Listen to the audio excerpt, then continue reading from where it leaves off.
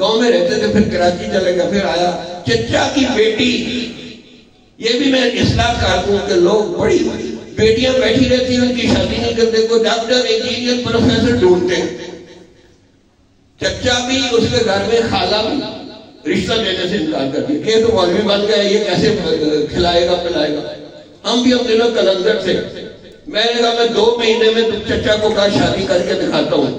اس نے بھی مجھے آگے سے تانا دیا کہ اب دیکھتے ہیں کون اپنی بیٹی کی زندگی تیرے ساتھ خراب کرے گا. میں نے پھر اللہ سے جا کے عرض کی، یا اللہ کروڑوں لڑکیوں میں سے آپ اپنی مرضی کی چن کے مجھے کوئی لڑکی دے، اور دے بھی 2 مہینے کے اندر ہی. بس 2 مہینے کے اندر ہی بس ہمارے دور کے رشتہ داروں سے بھائی نے رشتہ طے کروا دیا. اب وہ کہیں جون ہے، 14 جون ہے، گرمی ہے. میں نے کہا میں نے بات پوری کرنی ہے، 2 مہینے میں شادی ہونی چاہیے، اور 2 مہینے میں شادی ہو گئی. جب گاؤں میں ہی شادی ہوئی، چچا کہتا ہے کہ سنا ہے آپ کی شادی ہو رہی ہے. میں نے کہا ہاں سنا تو یار میں نے بھی ہے.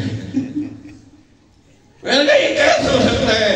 ہم اللہ کے لیے دعانا ہوئے، اور اللہ کروڑوں لڑکیوں میں سے ہمیں ایک لڑکی بھی نہ دے.